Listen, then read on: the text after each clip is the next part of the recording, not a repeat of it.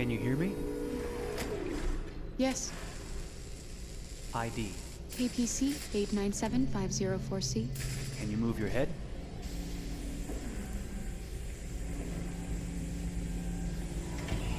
Your eyes now.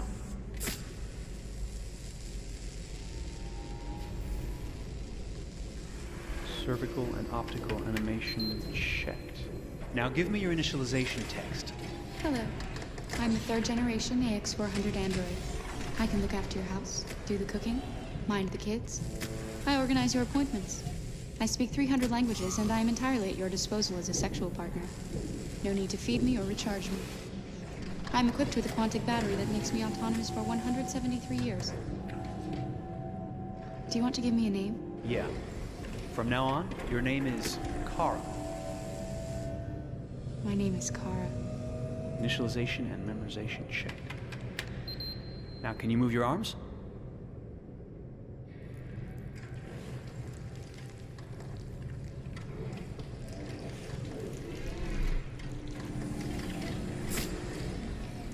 Upper limb connection checked. Now say something in German. Ich bin ein AX400 Android 3. Generation, erschaffen als Ihr persönlicher Assistent und intimer Beziehungspartner. Say it in French. Je suis un androïde de 3e génération AX400, conçu pour être votre assistante personnelle et votre partenaire intime. Okay, now sing something in Japanese.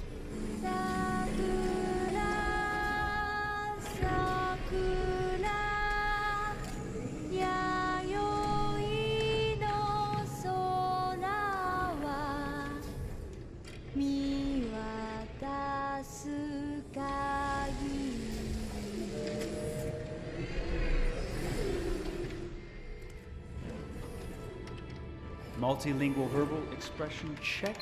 Go ahead, take a few steps.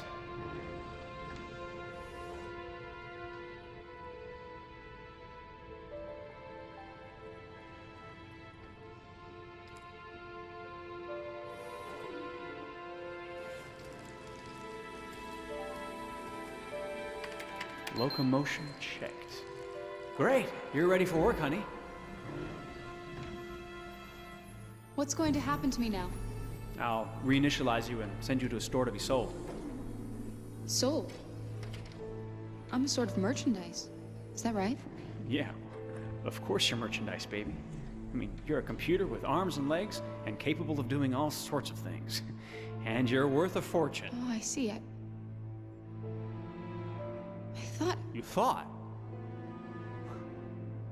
What did you think? I thought... I was alive. Shit, what is this crap? That's not part of the protocol. More memory components going off the rails. Okay, recording. Defective model. Disassemble and check the required components. You're disassembling me, but why? You're not supposed to think that sort of stuff.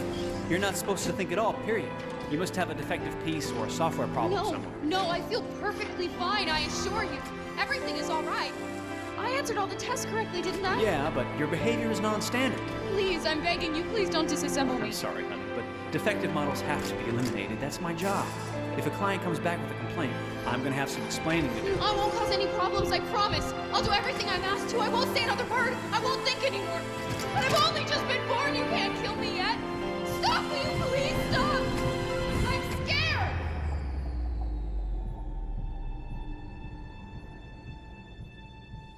I want to live. I'm begging you.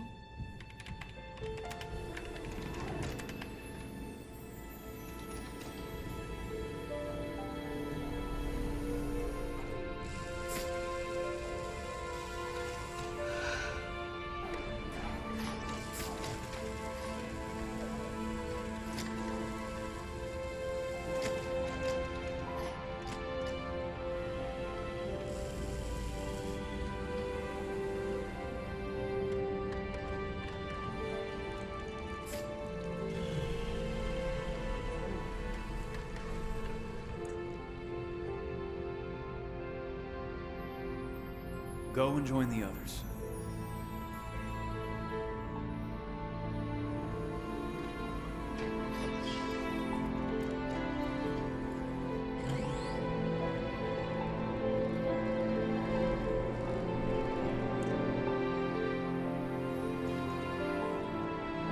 Stay in line, okay? I don't want any trouble. Thanks.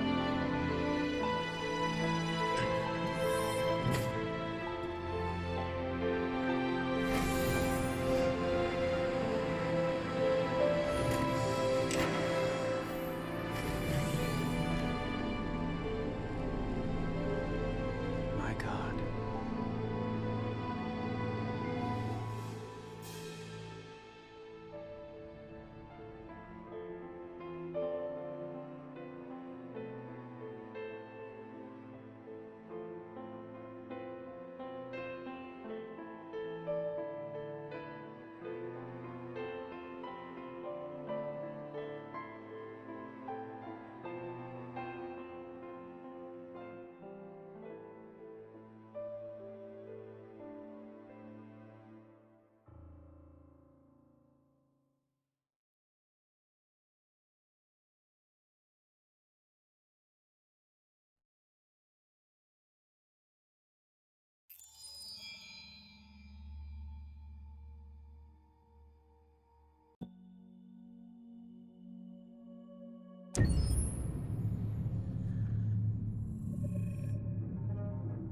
When David and Guillaume got back in touch about making Detroit, I wasn't terribly surprised they decided to make it because the fan response was so intense. So it makes sense that they would choose to do that after the enthusiasm.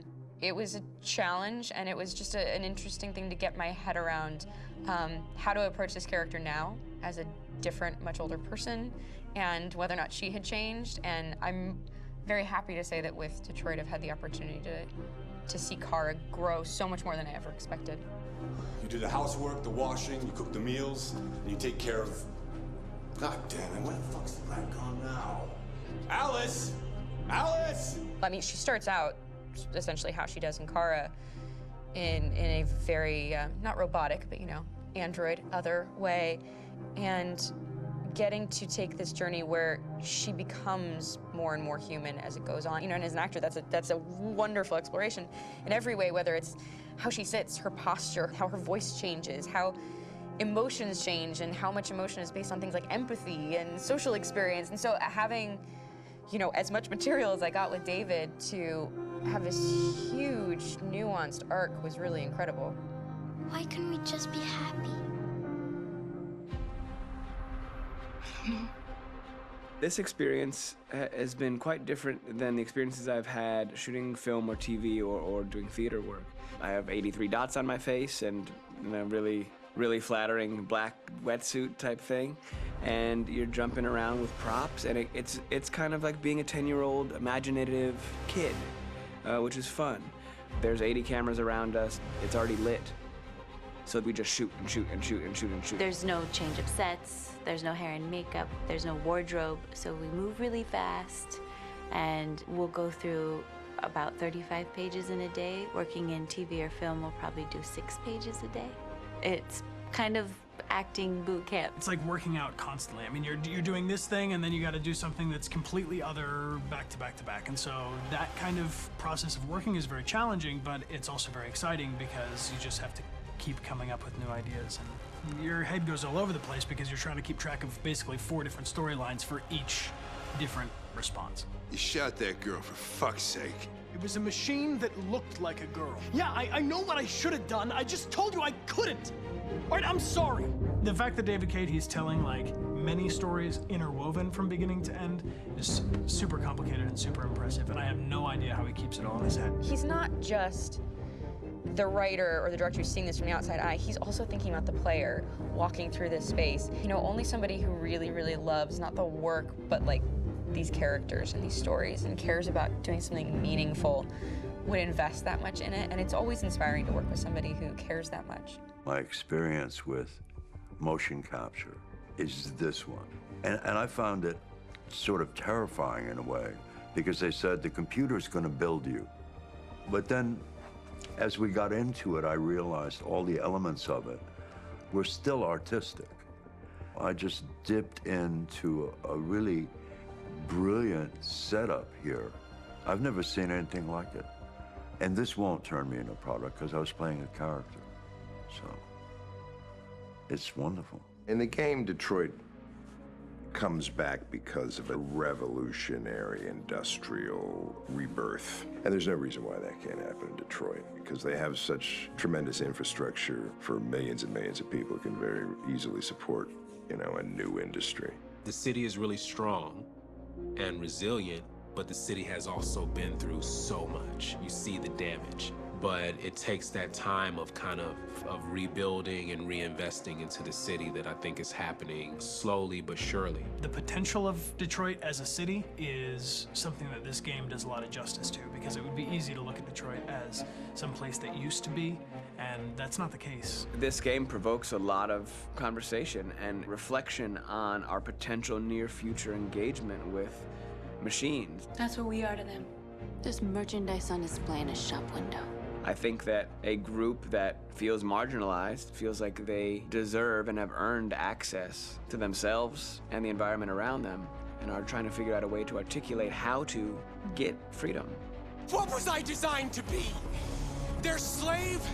Their toy? It plays with your comfort levels. You think that this is fine, you're comfortable with it, until something blurs the line and throws you off, and now, do I feel differently about whether this should be allowed? Should it be banned? Should it be encouraged? You're gonna ruin our lives, and for what? For a bunch of machines? They are not machines! They are alive! I'm alive! You're alive! They're nothing! There are lots of comparable comparisons to any type of persecution of religion, race, etc., dating way back. It can't just be a video game where you shoot 'em up or where people make these choices to do whatever. I think that's the whole point. You have the choice, and you can either choose to go in one direction with your character or another. And I think that's going to be very telling about the gamer. Very telling. I think there's going to be a really strong reaction to this game, which has such a strong perspective. I'm that much more proud of it now to get to be a part of it, because it's important. In this game, you're actively building and designing the character through not just what kind of shield does he have or what color hair does she have, but like their temperament and the way they deal with problems. The different endings to this game are so radically different based off maybe seemingly insignificant choices in the moment, but like life, they all add up. And can't play life again, though.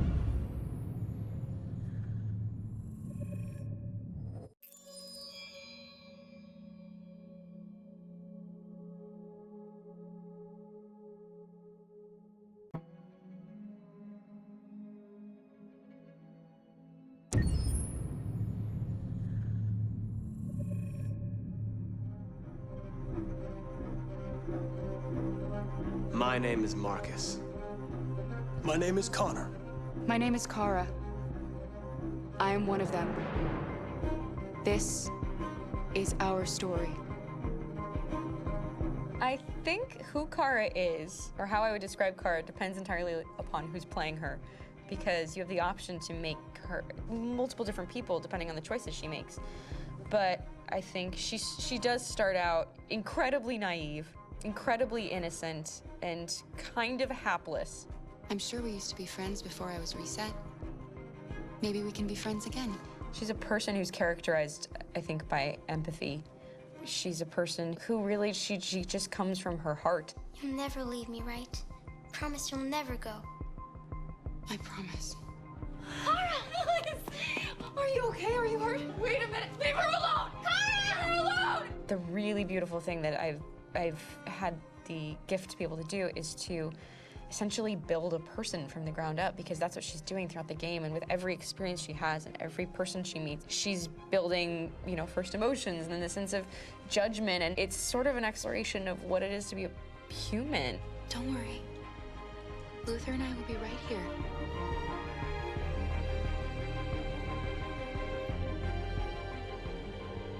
David and the creators have painted a really intriguing and engaging picture of a near future where we rely upon androids for a lot of our service class business, the class that serves us, that helps us, that handles our baristas and our drivers and our housemaids. And what is humanity, where we tap into it, how and why we treat each other the way that we do. And my character Marcus has a really intriguing journey, becoming deviant, realizing that he actually has feelings and human qualities inside of him, and it's a really incredible ascension into becoming fully realized and coming to terms with what you actually deserve better than this in life. And not only do you want it for yourself, but you want it for your peers. We've come here to demonstrate peacefully and to tell humans that we are also living beings. All we want is to live free. You know what? This thing, Dad, is not your son. It's a fucking machine! I think that a group that feels marginalized, feels disenfranchised, feels like they deserve and have earned access to themselves and the environment around them, and are trying to figure out a way to articulate how to get freedom. Connor is analytical. Connor takes things literally. He starts in the beginning place where he's very mechanical. He feels nothing inside, of course, and it's all just a system, a protocol that he is executing to get whatever he wants to happen, which is help humans stop deviants and to find the link between deviant androids. You were designed to serve humans, not kill them. What was I designed to be? Their slave? Their toy? Just say, I killed him. Is it that hard to say? Stop it! Stop! But of course, over the course of the story, and depending on the player's choices, Connor can grow in many different ways. He can deviate from that procedure or not. The moment of truth, Hank. Am I a living being? Or just a machine?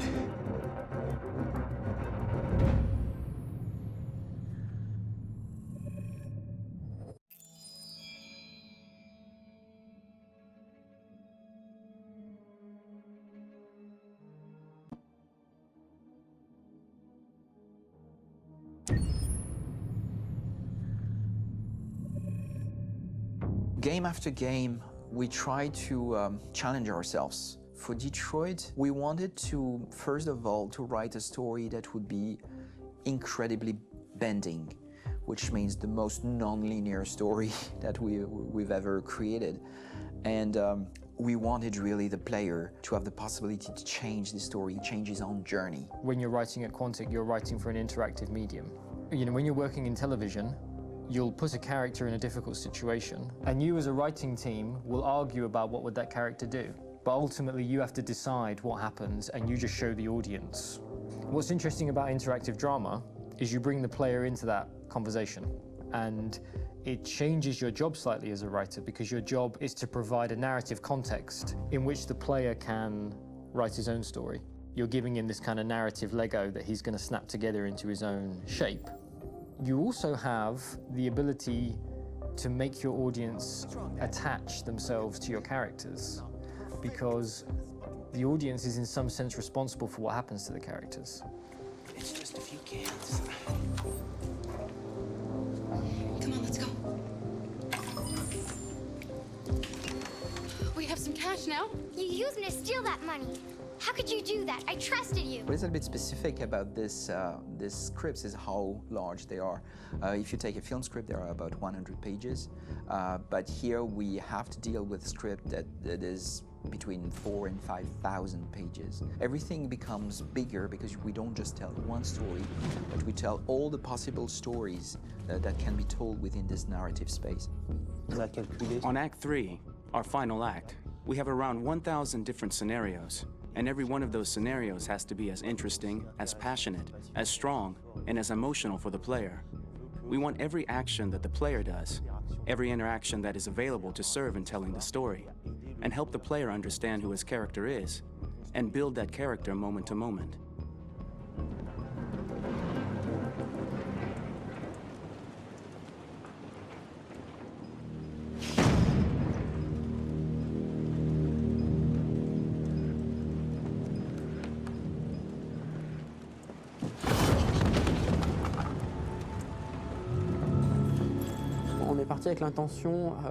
We started with the intention pretty early on that we would never lie to the player.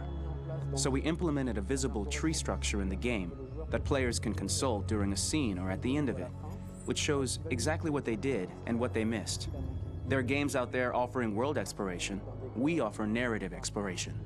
You know, keeping control of such a wide and large story is a huge challenge. So Same thing when you shoot with actors, because you will need to shoot many different versions of each dialogue, of each scene. For actors, it's a huge, huge challenge. Because of the style of the game, you have so many different ways that the character can go.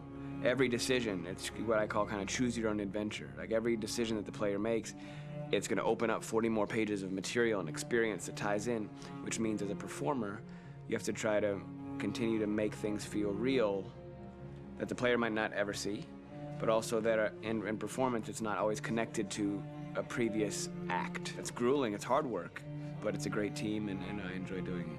I was really frustrated. I was until I got to this point where I kind of was able to step outside of my own experience and even in a lot of ways my own process and be able to step outside of that and okay, this is something new. What do you need? How do I meet you there? How do I give you what you need and still feel like I'm doing what's right? And once I did that, then all of a sudden it got really fun. It was much freer, and having to approach it in a new way and think about the player and think about how it serves them and what I'm doing for them or what I'm letting them into. It's really, I think, helped me grow in general. Remember, there's nothing on the left. That's a wall, so it's probably all there. And then make her come first, close. But I think you would go first to check that it's safe. Okay, sure.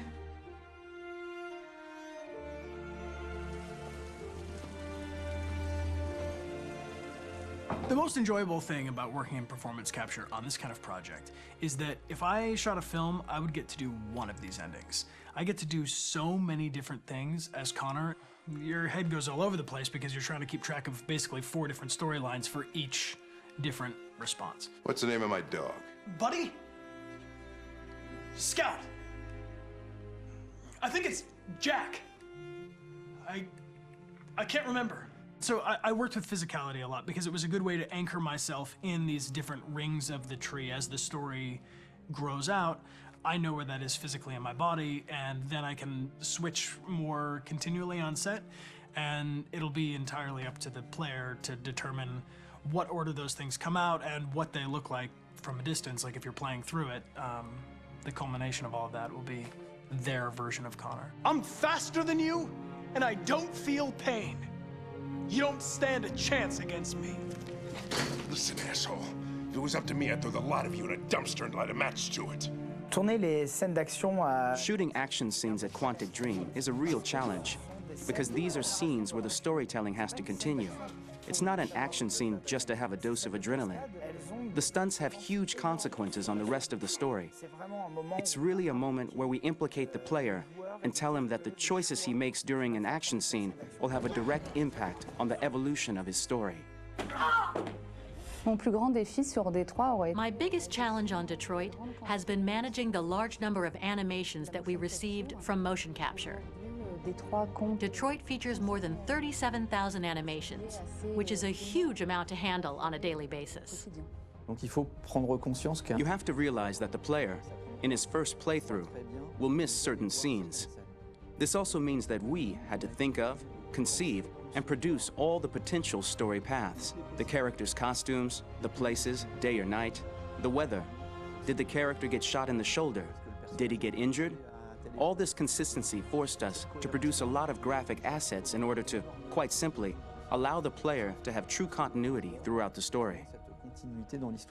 Honestly, we were even surprised by the challenges that come with such a big tree structure, and we did our best to guarantee quality across all the game and make sure that whatever path you choose within this narrative space, you will have an equally good experience.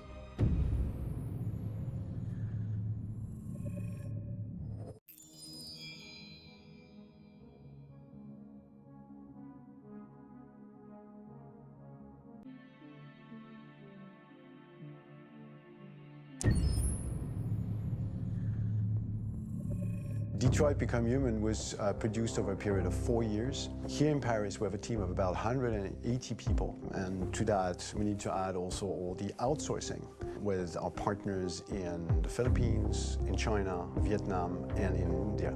So when we started working on this story, I had to imagine where Kara was built. And for whatever reason, the city of Detroit came very quickly to my mind because it had already an incredible story by itself, full of history and themes.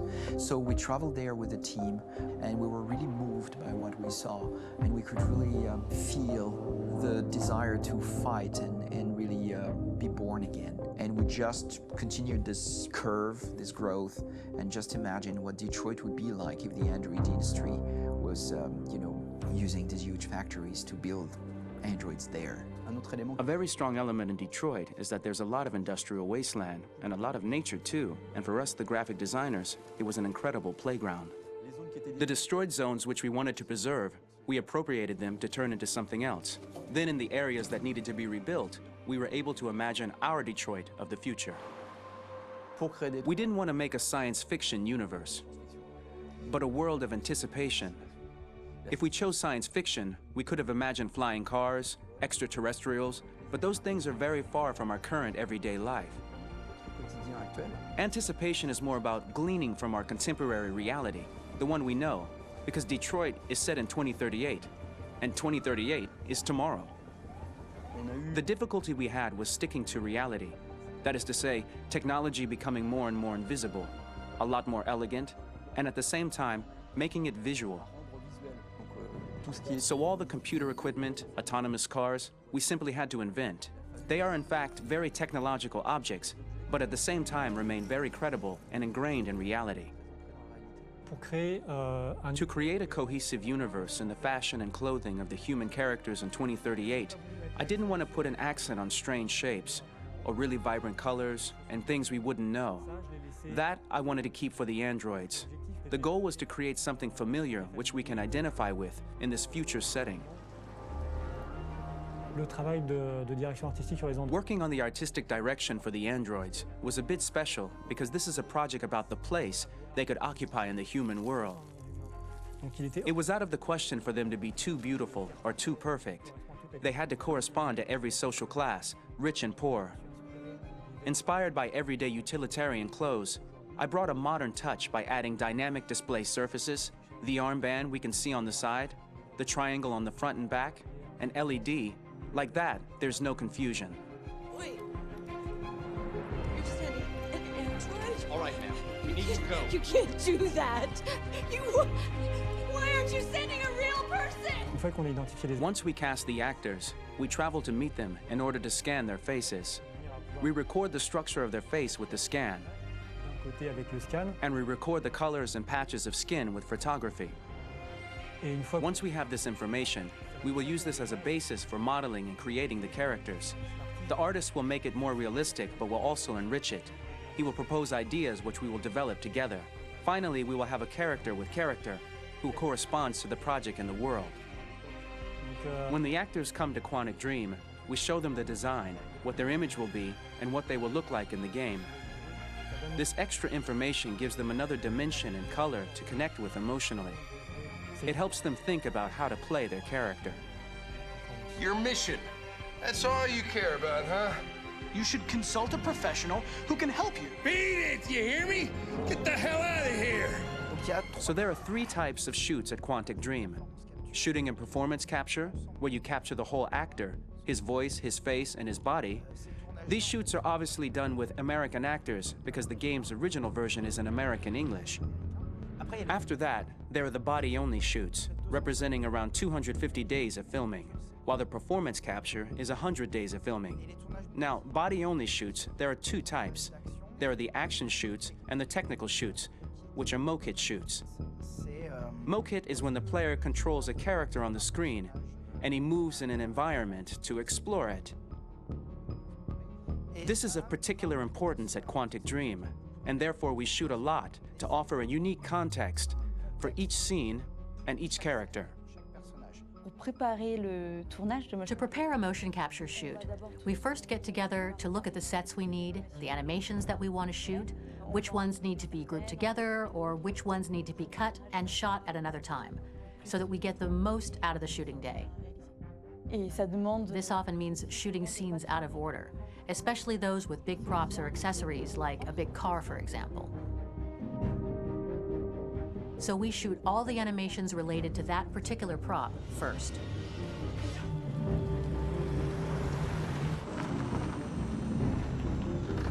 The biggest challenge for the mocap team was shooting a Spider-Man mo-kit. We had to build a wall and attach an actor to a harness with cables so we could pull him up and render him climbing.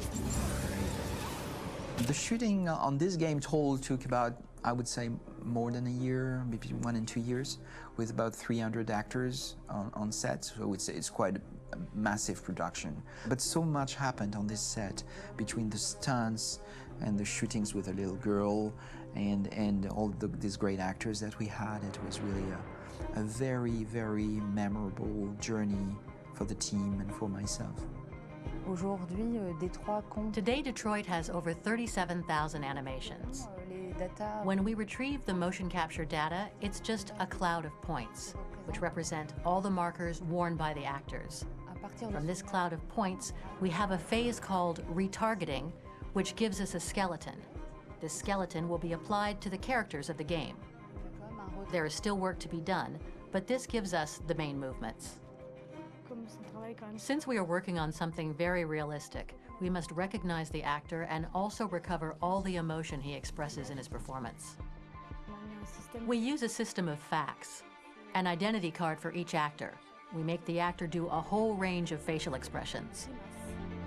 Then we recover all the expressions and paste the animations on a puppet that Jan has prepared. I then recover and refine these poses. I might stretch the lip, reinflate a cheek, tiny details that make the finished product really capture the actor.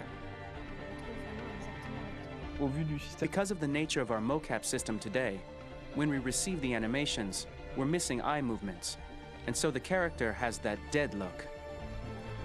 He really has no eyes, so then it's a big part of the work for the animators to find the regard of the actor in relation to his position, in relation to the body, etc. It was crazy when I saw the newest model for Kara, because they've been working on it and working on it, and this was the first time I literally jumped in my seat. It not only looked so much like me, it was the fact that it looked so lifelike. It wasn't that it looked just like it was a camera, it was something else, you know, but it looked alive. It's exciting, and it's kind of terrifying. Game after game, we learned the rules of optics and filming, and our goal with Detroit Become Human was to have cameras that would actually emulate the optics of a real physical camera.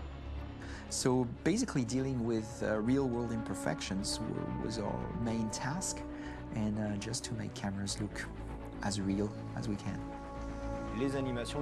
Once the animations are shot and processed by the animation department, integrated and polished, we film them. That is to say, we really do a mise en scène, as in cinema. The real difficulty of our job is to know if these cameras are telling us something. Are they in the emotion of the scene? Do they describe exactly what the action must convey, what must be felt? The most important challenge for me was one of the final scenes where Marcus decides to start the revolution and go to the battlefield. Very quickly, we imagined this to be a huge sequence shot. We wanted the feeling of a cameraman running behind us while showing Marcus, the androids who help him, the person shooting at us, etc. Above all, it was necessary to say to oneself, this scene is very violent but does not glorify war. On the contrary, that war is something improbable and absurd. It was really a fun challenge. The idea was to say we have 3 characters. We would like each of them to have a specific cinematography. We wanted Kara to be much more filmed with some kind of handheld camera, to have something very living, very breathing. For Connor, we wanted something very cold and very perfect. And for Marcus, we wanted something epic and spectacular. So it was about the filming, but it was also about the photography. So we worked with a director of photography to give each character a different lighting, different key colors. Each of them would have their own worlds. And finally, we worked with the composers, so they would create a specific sound for each character, so each would have his own world and his own style.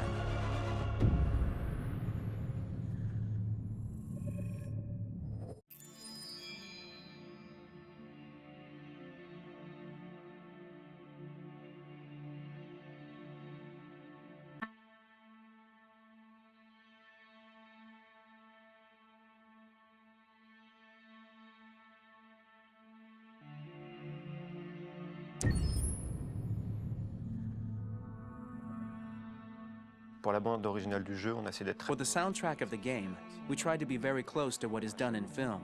We were constantly asking at each place in the game, why are we putting music here? What is it going to say? So we focused the music on bringing emotion, which is interactive and supports the character's arc. I'm sorry, honey. I'm sorry. I'm sorry. You know I love you, don't you? You know I love you. We make games that are very narrative. We're really into interactive drama, so the soundtrack also had to go in that direction, supporting the three characters' very different stories. We really wanted three colors, three musical sound identities, and from there, having three composers made sense, since the story of Kara, Marcus, and Connor are all completely different.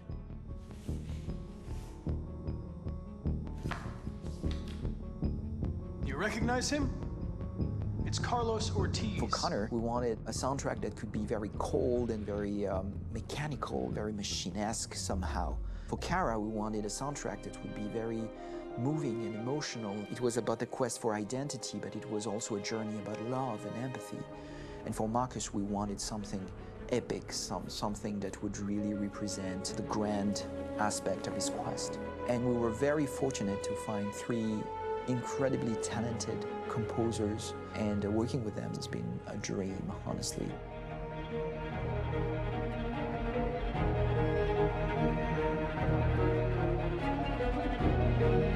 My name's Philip Shepherd, and I'm a composer and a cellist and a producer. And today we're at Abbey Road Studio One, which is my favorite studio in the world. And today we're recording the soundtrack for Kara from Become Human.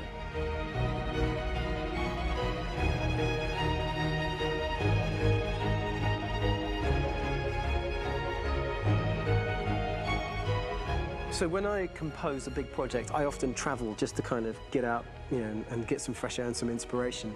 And I go hiking and traveling in Montana a lot. I had a log fire in the room that I was staying in, and the flames were kind of making absolutely direct music. And it became the basis for Kara's theme, and it sounds something like this.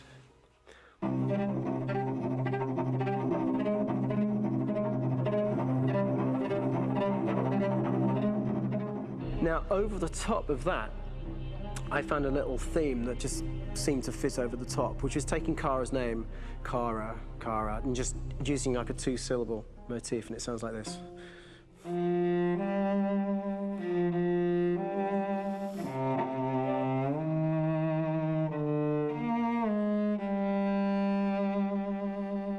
going to pull through this, Alice. As long as we're together, nothing can hurt us.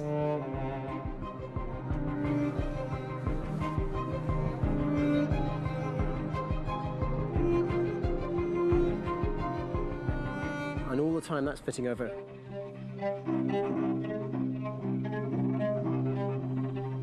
So it kind of works in lots of levels. And in fact, every single theme in the score has one of those elements built into it, and it becomes sort of the DNA of every single tune.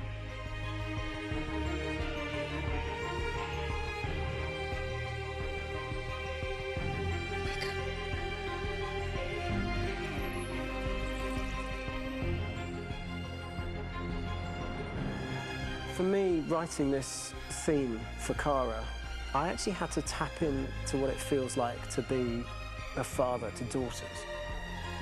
I really had to tap into everything I feel about my daughters and thinking, well, if I had to write music for them and that sense of trying to protect them but also give them the freedom, that's totally where it came from. Because each composer has been given the sort of narrative responsibility for very different characters, I haven't had to sort of go into other styles. I can actually be very loyal to this particular character and sort of hopefully encapsulate her. But it means also I've suddenly become very connected to this character. And if for some reason it goes to game over early, I'm going to be mortified, you know? They're over there! Starting a new project, for me personally, it's always finding the right tone, finding the right color, I like to call it. For me, it's finding that right texture that actually sits against picture really well. One of the biggest things is I created custom instruments for Connor.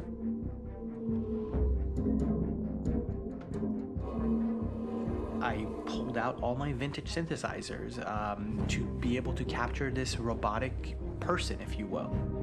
My approach to all of these custom instruments is that I hear the sound in my head. And either I could just come into the piano and just be like, all right, so I'm gonna just get on the computer and just create it.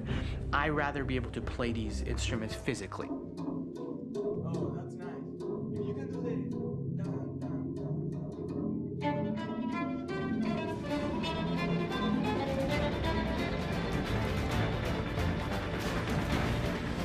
As soon as you see Connor the first time, there is a really interesting thematic idea that you hear, and that's just made out of a Moog synthesizer, but completely manipulated in multiple ways. And it's robotic. It has a little bit of an emotional to it. He's on his mission, so you feel that as well. So it just kind of gives you that cold, motionless, with a mission in hand that you kind of feel throughout the whole thing.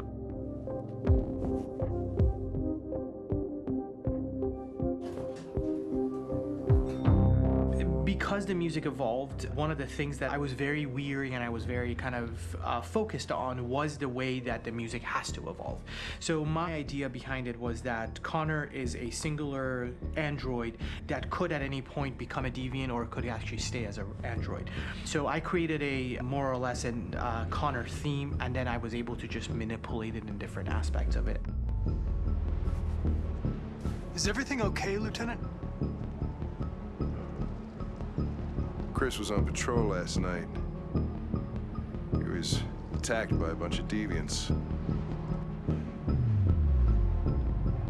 I'm a human being writing for a robot, and throughout Connor's journey, he meets someone, he meets a partner. So how do you deal with a robot feeling? And I've met a partner that I'm gonna work with, or all of a sudden he sees a dead body. Does this robot have an imagination? Does this robot have a feeling? And if yes, how do you translate that into non-emotional music? So it basically at any point I was just like, I can't do this, and then I just do it. Property was damaged and fires continued to rage in several major districts across the city. Some people are asking, have androids become a threat to our security? When I first started really digging in on Marcus, the one thing that I really tried to capture was the transformation process. You know, Marcus is this android that evolves over the course of the game and really goes from kind of figuring out that he's more than just an android. You know, he's starting to develop kind of a human soul in a way. Try to imagine something that doesn't exist, something you've never seen. Now concentrate on how it makes you feel and let your hand drift across the canvas. The other side of Marcus that I really latched onto was that he almost became a savior for a lot of the other androids in the game. So when I started developing the theme for Marcus, I really made it like a church hymn.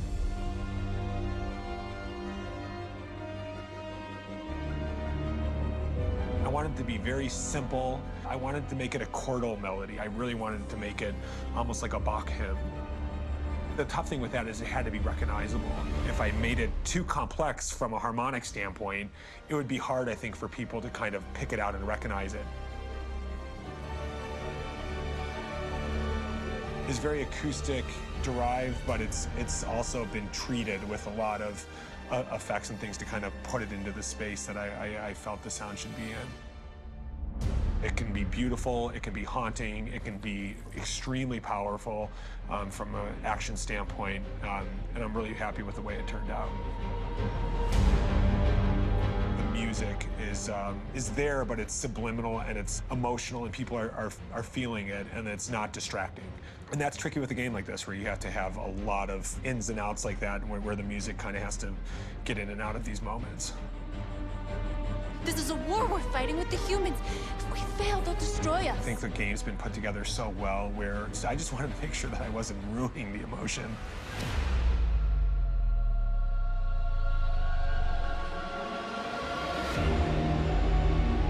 I gotta be honest, when we first started on this path, I said, oh man, this could be pretty messy, you know? I mean, it could feel disconnected, and But I mean, it's amazing how they really guided us and got us to really kind of all be in the same world, but at the same time feeling completely different. So it's really going to stand out and kind of be one of those games where people are really going to notice the music and kind of how it was crafted, and you know, and all the hard work that went into being able to pull it off in a graceful way.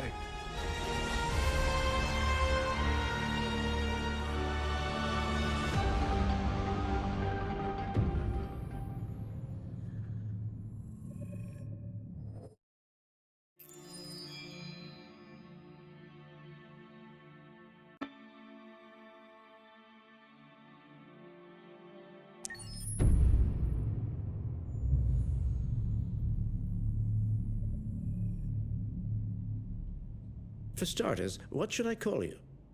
I'm Chloe. And you, what's your name? Oh, John. My name is John. Delighted to meet you, John. Could you tell us a little about yourself and what you can do, Chloe? Of course. I'm the first personal assistant built by Cyberlife.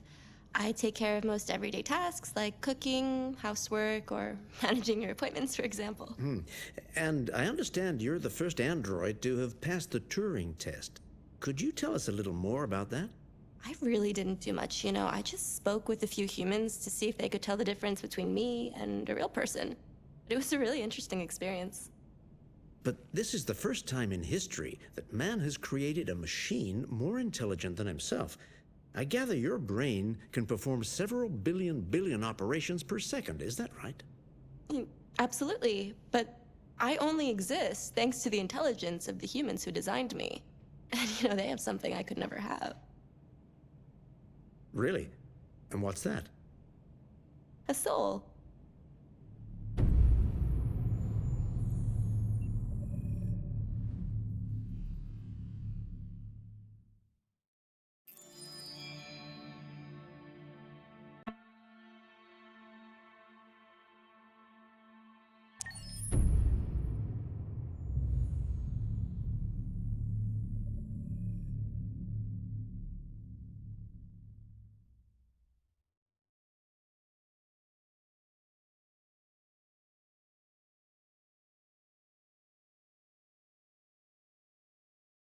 Hold on, just a little while longer. Hold on, just a little while longer. Hold on, just a little while longer. Everything will be alright. Everything will be alright. Fight on, just a little while longer. Fight on, just a little while longer. Fight on, just a little while longer. Everything will be alright.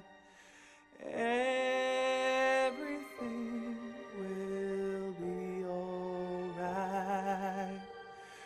We will sing on just a little while longer. Sing on just a little while longer. Sing on just a little while longer. Everything will be alright.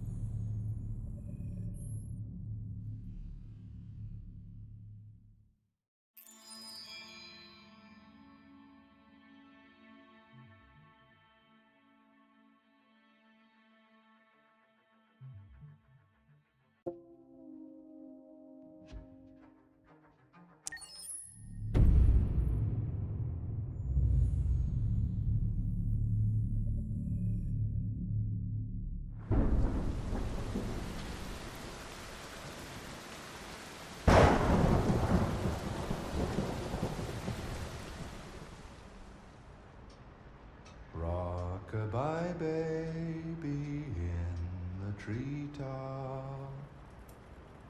When the wind blows, the cradle will rock. When the bough breaks, the cradle will fall. And down will come baby, cradle and all. Rock-a-bye baby in the treetop. When the wind blows, the cradle will rock. When the bough breaks, the cradle will fall. And down will come baby, cradle and all. Rock-a-bye baby in the treetop. When the wind blows, the cradle will rock. When the bough breaks, the cradle will fall. And down will come baby, cradle and all.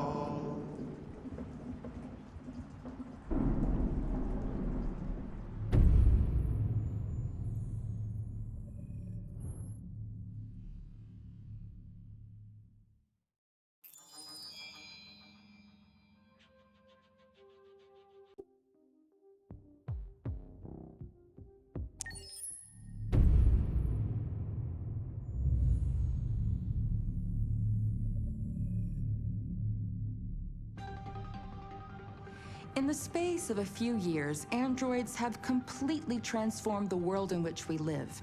By letting androids into our homes and factories, the Cyberlife company has made them everyday technology. The founder of Cyberlife, Elijah Kamsky, is a very discreet man. Despite being the CEO of the highest valued company in the world and being voted Man of the Year by Century Magazine, he remains a mystery for most people.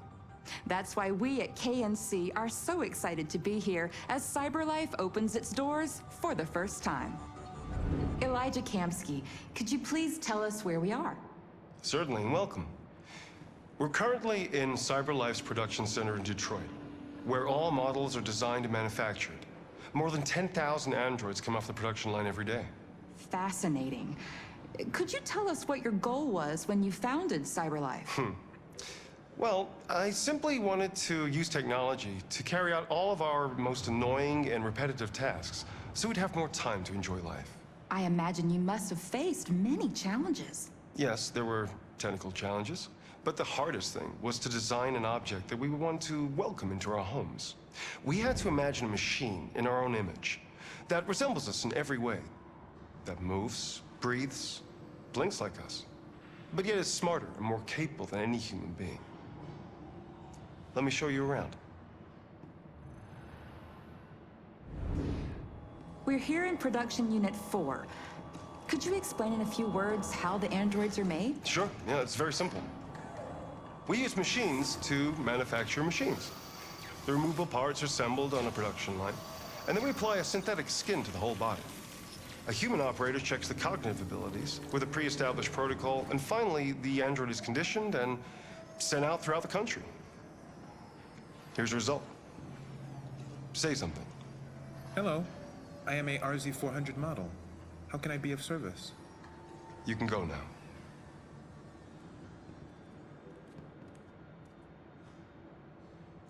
Our androids are already replacing humans in many fields. For example, they represent more than 80% of all university professors and 63% of all medical staff. Tomorrow they'll replace our soldiers, and who knows, maybe one day, our leaders, to make the best decisions in humanity's interest. Come on. Replacing humans with machines has led to record unemployment of 28%. What do you think about the situation? Okay. The first steam engines also caused an increase in unemployment.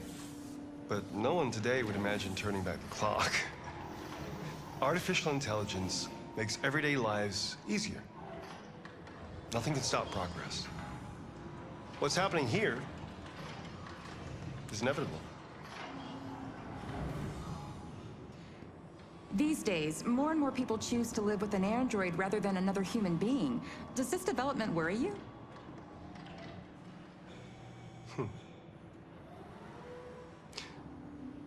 Everything's much easier with an android. They obey your orders without ever complaining.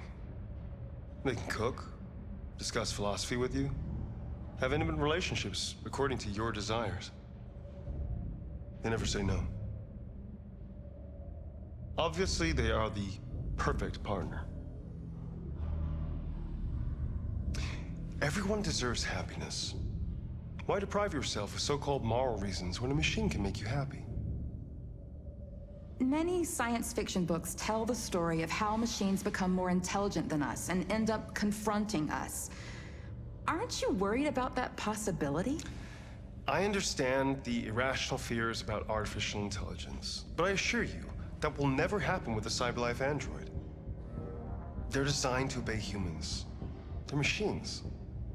They can't ever develop any sort of desires or form of consciousness. Are you sure? I'm absolutely certain. You can trust me.